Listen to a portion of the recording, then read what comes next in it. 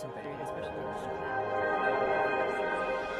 Hi, and welcome to the next installment of Idea Lab. My name is Zoe Henry, and I'm a reporter with Inc. magazine. And I'm joined today by Josh Ostrovsky. Hi. Hi. Better known by his Instagram moniker as the Fat Jewish, or the Fat Jew, or Fat Jew, depending on whatever feels right. Whatever feels right. So you are a social media influencer. You are also the co-founder of a wine label called White Girl Rosé, and you've authored a book. So why don't you just start by explaining to viewers who might not be terribly familiar with you what it means to be an Instagram influencer? Yeah, I don't know. I don't think I'm not sure I'm an influencer.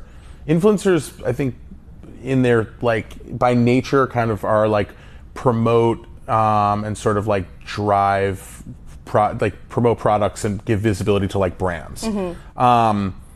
I am, I guess, an influencer, except that all the brands pretty much that I'm like, you know, driving awareness to with the platform are my own. Obviously, you know, the stuff is, you know, everything from books to wine to music tours to, you know, music festival that I throw to yoga pants to whatever, but I'm not really trying to get awareness for anyone's stuff other than pretty much my own. Right, but you have worked with a couple of other brands, right? Like Stella Artois and... I mean, if brands are willing to sort of let me really kind of do the things that I want to do, like really go over the top. I mean, I'm sure some people are willing to hold up a product and say, you should buy this. For me, it's got to be something that's like really conversation worthy or something. And most brands are like not really down for that. Right. Like to really get crazy. Because honestly, there's so much noise on the internet and so much happening that in order to like create some real conversation and like get people really actually into something or make something that like is not completely disposable, you have to really, you know, you got to really get pretty ridiculous with it. Can you give me some examples of a couple of brands that you've worked with where they really let you do that? Like I think there's the sitting in the bowl of chili. You never know what brands are going to be down to like do wild stuff. Like your most wild brand, obviously with my stuff, with White Girl Rosé and whatever, like we'll push it as far as we can.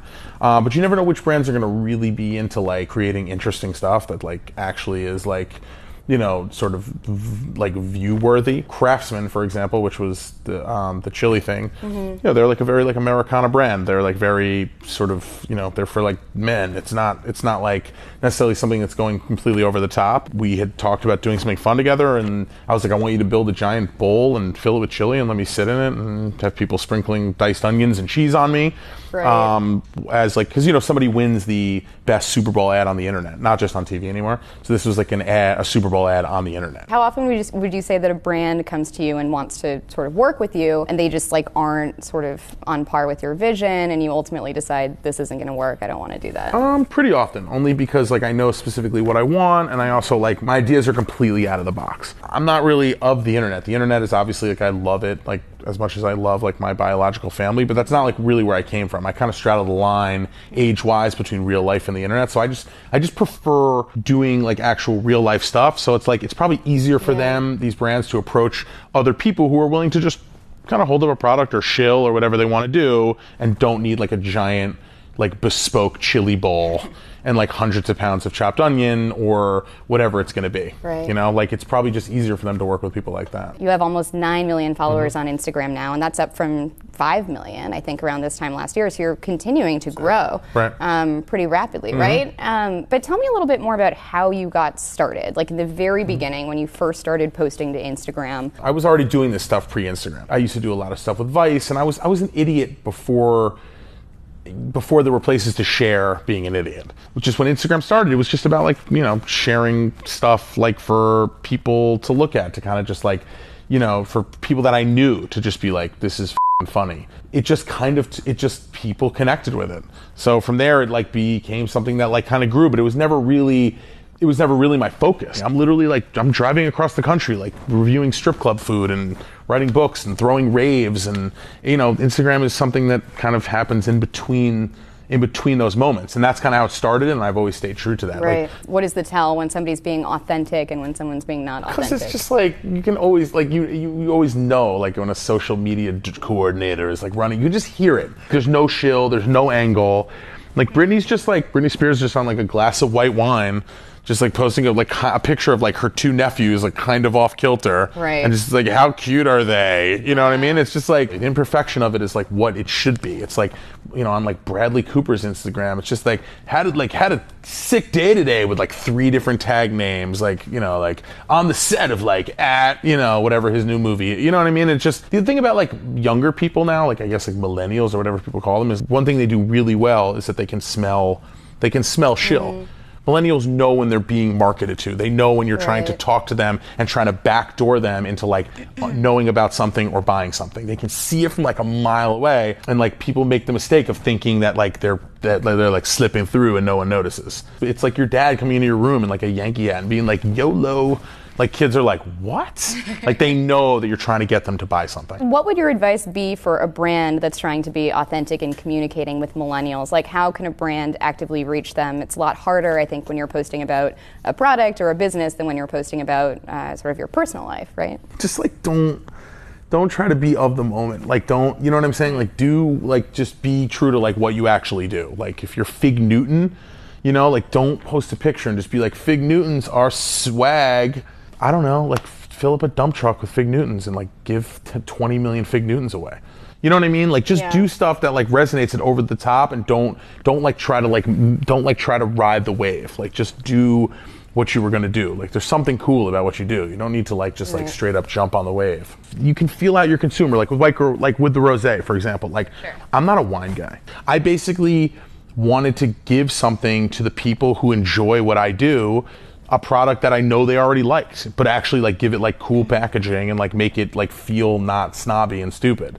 So like I was able to see, like even me as a brand or whatever, I'm able to see what people are into. You just like look, interact, like feel it out. It's all there. Like I already knew that people who like enjoy looking at my pictures love drinking rosé. It was right there. Was there any maybe like marketing strategy or something that you sort of gleaned from interacting with your followers as you were starting to launch the White Girl rosé label that you sort of applied over time? Yeah, is that most people who came up to me in the street were drunk and like drinking rosé, and we're like, oh, this stuff. And then we were like hugging, and like, you know what I mean? Like we were hugging and like screaming at each other, and like sometimes we were all weeping, whether, you know what I mean? And they were like, you're drunk, like you're probably drinking rosé. There's no science to it. It's just, you just have to, the interacting taught me everything that I need to know. Yeah. It's interesting because I feel like just because you have millions of followers on social media doesn't necessarily mean that they're customers. Like I feel like it requires a little bit more, right? Totally. I mean, they're not. How did you sort of make that transition? How did you turn fans into customers? I feel like I give them something back, you know? You buy a bottle of wine,